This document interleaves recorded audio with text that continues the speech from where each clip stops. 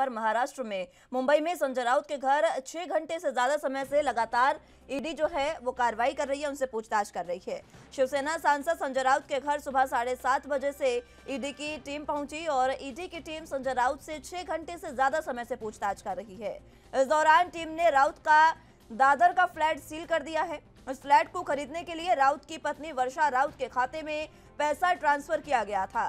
आपको बता दें कि महाराष्ट्र के 1034 करोड़ के पात्राचौल जमीन घोटाला मामले में ईडी की टीम संजय राउत से पूछताछ कर रही है। राउत जांच में सहयोग नहीं कर रहे, इसलिए उन्हें हिरासत में लेकर ईडी दफ्तर ले जाने की भी तैयारी है। इस बीच ईडी दफ्तर में पुलिस तैनात कर दी गई है। आपको बता दें कि इससे पहले ईडी ने संजय राउत के खिलाफ कई समन जारी किए थे। उन्हें 27 जुलाई को भी तलब किया गया था। संजय राउत को मुंबई के पात्राचौल के पुनर्विकास और उनकी पत्नी और उनके सहयोगियों की संलिप्तता वाले संबंधित लेन देन में कथित अनियमितताओं से जुड़े मामले में पूछताछ के लिए ईडी ने तलब किया था। हालांकि संजय बुधवार को ईडी के सामने पेश नहीं हुए थे। संजय राउत ने कुछ भी गलत करने से इनकार कर दिया है और आरोप है कि उन्हें राजनीतिक प्रतिशोध के लिए निशाना बनाया जा रहा है। तो दूसरी ओर इसी पर अब महाराष्ट्र के सीएम एकनाथ शिंदे का भी बयान सामने आया है। उन्होंने कहा कि अगर संजय राउत ने कुछ गलती नहीं की है तो वो डर किस बात से रहे हैं, उनको ईडी की कार्रवाई का सामना करना चाहिए। इसने मना किया, लेकिन महाराष्ट्र को अपमानित करना है।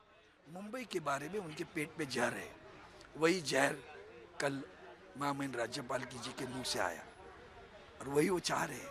उनके एक राज्य मंत्री जी, उन्होंने कल हाल ही में कुछ कहा था। उन्होंने कहा महाराष्ट्र को 3 राज्य बनाने वाले हैं, तो मुंबई पर उनका ध्यान है और इसीलिए ये गंदी बातें करते रहते हैं। और आज देखो आपने एक नया मुहूर्त निकाला उन्होंने, क्योंकि मालूम था कि माननीय राज्यपाल जी के वक्तव्य से पूरे महाराष्ट्र में आक्रोश है, गुस्सा है और वो गुस्सा कैसे करेंगे, थमाएंगे। तो आज उन्होंने एक मुहूर्त निकाला और संजय राउत जी के घर पे ईडी की रेड लगा दी और आप लोग दिन भर वही बताएंगे, दूसरा क्या करोगे। महामहिम राज्यपाल की खबरें बंद हुई, तो यही तो क्या कही कपट नीति है, कूटनीति है, ये करते हैं। और महामहिम राज्यपाल कहते हैं गुजराती, मारवाड़ी और मराठी सभी प्यार से कितने सालों से रहते हैं, कभी नहीं आया। क्यों कहते हो आप हिंदुओं में भी झगड़ा लगाते हो। ये झगड़ा लगाने वाली भाई संविधान को छेद देने वाली, संविधान को अवमानित करने वाली बात है। और इसलिए आज हमने यहाँ प्रदर्शन की है। वो आप संजय राउत जी को जो छल कर रहे हैं वो भी बदले की भावना से है, बाकी कुछ नहीं।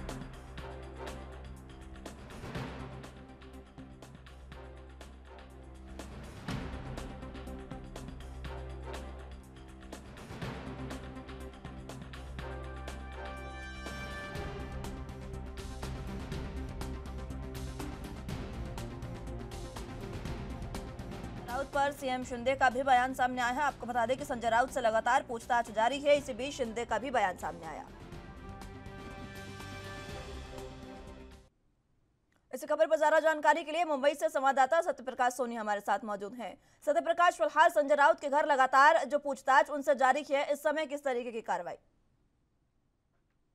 बिल्कुल मुस्कान जी, देखिए संजय राउत से करीब 8 घंटे से पूछताछ चल रही है। इस बीच संजय राउत अपने घर में ही है और उनके वकील भी अब वहां पहुंचे हुए हैं। लगातार वकील संजय राउत के सफाई में तमाम दलीलें दे रहे हैं कि संजय राउत इस तरह का कोई घोटाला नहीं किया है। इस बीच संजय राउत ने भी एक ट्वीट कर कहा है कि बाला साहब ठाकरे की कसम, हमने कोई घोटाला नहीं किया है। यानी कि संजय राउत पूरी तरह से बैकफुट पे हैं और बचाव के तरीके में आ रहे हैं। लेकिन ईडी है लगातार छापेमारी कर रही है, लगातार उनसे पूछताछ कर रही है। हालांकि इस वक्त संजय राउत के घर में 10 से ज्यादा ईडी के अधिकारी मौजूद है, जो घर में मौजूद तमाम दस्तावेज खंगाल रहे हैं। जी सत्यप्रकाश, सड़क पर अब किस तरीके का माहौल है? क्योंकि संजय राउत के समर्थक, शिवसेना के समर्थक लगातार सड़कों पर उतरे, उनके घर तक में आ गए थे। अभी क्या कुछ हालात है? बिल्कुल, देखिए संजय राउत के समर्थन में ईडी दफ्तर के बाहर और संजय राउत के घर के बाहर लगातार सैनिक जमा हो रहे हैं। सैनिकों की है मांग है कि संजय राउत के यहाँ जो कार्रवाई की गई है वो राजनीतिक दायरे में की गई है। जिस तरह से लगातार संजय राउत के समर्थक ये कह रहे हैं कि मोदी जब जब डरता है ईडी को आगे करता है, इस तरह की घोषणाओं के साथ संजय राउत का समर्थन किया जा रहा है। और यह माना जा रहा है कि देर शाम तक जो है संजय राउत के समर्थक यानी शिव सैनिक संजय राउत के घर के बाहर ही बैठे रहेंगे जब तक संजय राउत के घर से या तो ईडी निकल नहीं जाती या फिर ईडी उन्हें छोड़ नहीं देती। ठीक है, फिलहाल जिस तरीके से लगातार उनसे पूछताछ की जा रही है, अब इसमें सीएम शिंदे का भी बयान सामने आया है। उन्होंने कहा कि अगर कोई गलती नहीं की है तो डर क्यों रहे हैं संजय राउत। देखिए, बिल्कुल शिंदे गुट में एक खुशी की लहर देखी जा रही है और शिंदे गुट लगातार अपनी बयानबाजी भी कर रहा है। शिंदे गुट लगातार यह कर रहा है कि जब संजय राउत ने कोई गुनाह नहीं किया तो उन्हें डरने की जरूरत नहीं है। हालांकि 2 बार समन के बाद संजय राउत क्यों नहीं गए, लेकिन संजय राउत ने ईडी के सामने यह सफाई दी है कि 2 बार समन के बावजूद भी उनके वकील ईडी दफ्तर गए थे और उन्होंने समय मांगा था। हालांकि आखिरी बार संजय राउत के वकील जाकर 7 अगस्त का समय मांगा था, लेकिन ईडी उसके बावजूद उनके घर में घुसी है। तो इस तरह का आरोप भी संजय राउत की तरफ से लगाया जा रहा है कि जब हमने 7 अगस्त तक समय मांगा था तो ईडी अचानक मेरे घर में कैसे आई। दूसरी बात संजय राउत ने हवाला दिया है, वह एक जिम्मेदार सांसद है और इस समय संसद सत्र चल रहा है। उनकी संसद सभा में जाना बेहद जरूरी होता है। ऐसे में कई सवाल है जो संसद में उन्हें उठाने हैं। इस लिहाज से वह जो है 7 अगस्त तक का समय मांगा था, लेकिन उसके बावजूद भी ईडी उनके घर और दफ्तर में छापेमारी कर रही है।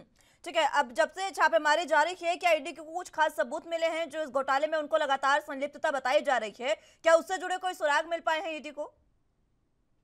देखिए मुस्कान जी, इस पर सिर्फ अटकलें लगाई जा सकती है, क्योंकि जब तक ईडी का अधिकारी कोई जवाब नहीं आ जाता या ईडी अपना कोई प्रेस नोट नहीं जारी करता तब तक ये कहना मुश्किल होगा। लेकिन ये माना जा रहा है कि जब ईडी 8 घंटे से पूछताछ कर रही है तो जाहिर तौर पर ईडी के हाथ में कोई न कोई दस्तावेज जरूर होगा। लेकिन इन दस्तावेजों को लेकर भी संजय राउत ने कहा है कि जो कार्रवाई हो रही है वो बोगस कार्रवाई हो रही है, जो दस्तावेज बताए जा रहे हैं वो भी बोगस है। तो यह भी एक बड़ा सवाल होता है कि ठीक है सत्यप्रकाश, बहुत शुक्रिया आपका हमारे साथ जुड़ने के लिए और तमाम अहम जानकारी हम तक पहुंचाने के लिए।